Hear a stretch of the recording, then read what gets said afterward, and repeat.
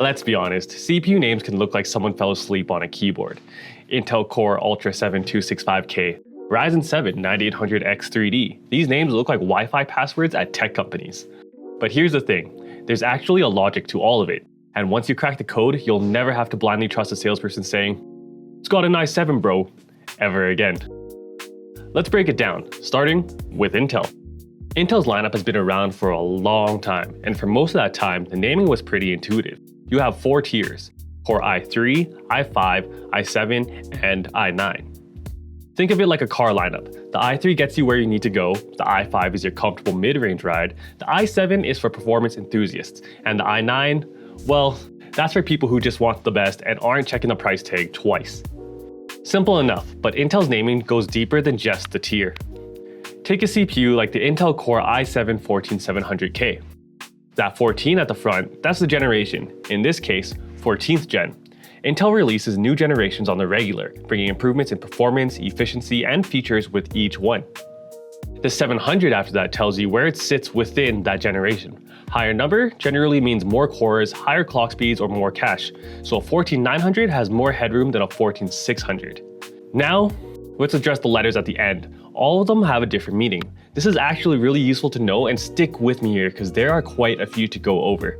Starting with K. K stands for unlocked. This chip is built for overclocking, meaning you can push it beyond its base speeds. Great if you love tweaking performance. Then we have F, which stands for no integrated graphics, a cost-effective option if you're running a dedicated GPU. Then you got the KF, which is the combination of both the K and the F. Who would have guessed? You get the unlocked overclocking headroom of the K and the cost savings of the F since integrated graphics are removed. T is a low power variant, perfect for compact builds and office systems where efficiency matters more than raw performance. And then we got S, which is a special edition signifier. Intel occasionally releases these for unique configurations or limited runs. If you see this one, it's worth looking up the specific chip to see what makes it so special. Laptop suffixes work a little differently. We got HX and HK, which is the top of the laptop performance stack. These are the chips powering serious gaming laptops and mobile workstations. H is for high performance, without the unlocked overclocking. Still excellent for gaming and content creation laptops.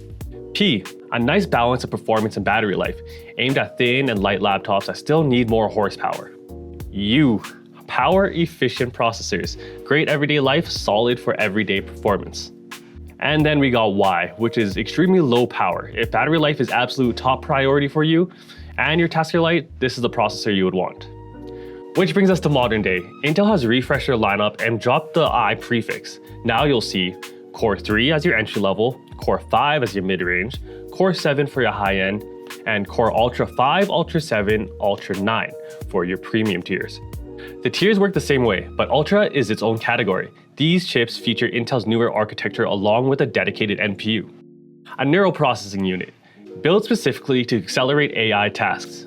Core Ultra processors currently come in Series 1 and Series 2. The SKU number tells you which Series 2 chips can also include Intel Arc integrated graphics on top of the NPU, making them a compelling option for thin laptops that still want solid graphics capability without a graphics card. So, if you're looking at a premium laptop or a next-gen desktop build, Ultra is worth paying attention to. Now, let's talk about the team in red, AMD, and their naming logic is actually pretty satisfying once it clicks. Take the Ryzen 7 7700X. The tier structure mirrors Intel's. Ryzen 3 is for your entry level, great for everyday computing and light tasks. Ryzen 5 is for excellent mid-range value. Ryzen 7 is your enthusiast grade, and Ryzen 9 is the absolute top of the stack. If you're building a gaming PC and want great performance without overspending, Ryzen 5 and Ryzen 7 are where most people land. Ryzen 9 is for workstation level tasks like video editing and 3D rendering.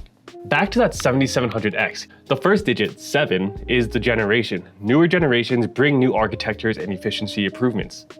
The second digit, the second 7, reflects the performance tier within that generation. Higher number means more capability. The third and fourth digits are the model variation within the family. Think of them as trim levels. Same generation, different configurations. Now for AMD's suffixes. No suffix is the standard balanced variant. Solid everyday performance right out of the box. No extras added or removed. X is for higher clock speeds and a bit more power headroom. Just a faster processor out of the box. XT is a step above the X with marginally higher boost clocks and refined performance tuning. Which brings us to the X3D. AMD's 3D V-cache technology stacks additional cache directly on top of the processor die, and games absolutely love it. Chips like the 7800 X3D and 9800 X3D have consistently ranked among the best gaming CPUs on the market. It's a genuine engineering achievement and it shows in frame rates. G stands for Integrated Radeon Graphics Included, a great option if you're building a system without a dedicated GPU or setting up a compact home PC. GE, Integrated Graphics with lower power draw, great for efficiency-focused builds. And then F. Just like Intel's F suffix, it means no integrated graphics and a cost-focused option for builds. Then we got Pro, which are business-oriented chips with added security features, remote management support, and longer platform stability. If you see this in a pre-built office PC, that's why. AMD laptop chips use a 4-digit system where each number maps to the model year, performance class, architecture generation, and SKU variation. AMD has also introduced the Ryzen AI lineup, which is their answer to Intel's Core Ultra. The AI lineup features a dedicated NPU for AI accelerated tasks alongside Radeon integrated graphics. If you're shopping for a modern, thin, and light laptop, you'll increasingly see this branding on premium systems. Which brings us to the question, which processor is better? And the honest answer? It depends on what you're doing. Intel CPUs deliver excellent all-around productivity performance and have a strong ecosystem of platform support. AMD has been especially dominant in gaming efficiency, particularly with their X3D lineup, and often delivers outstanding performance per dollar. Both companies make fantastic processors. The real question isn't Intel versus AMD, it's what are you building and what do you need it to do? Gaming, video editing, programming, running a home server, the right chip looks different for each of those, and at Memory Express, we carry them all. So whatever direction you go, we've got you covered. So the next time someone says, it's got an i7, you can ask, which generation, which model, and what suffix, because a 7th gen i7 and a 14th gen i7 are very different machines, even if they share part of a name. The tier tells you the category, the generation tells you when it was made, the suffix tells you what it was designed for, and you put those 3 things together, you'll know exactly what you're looking at.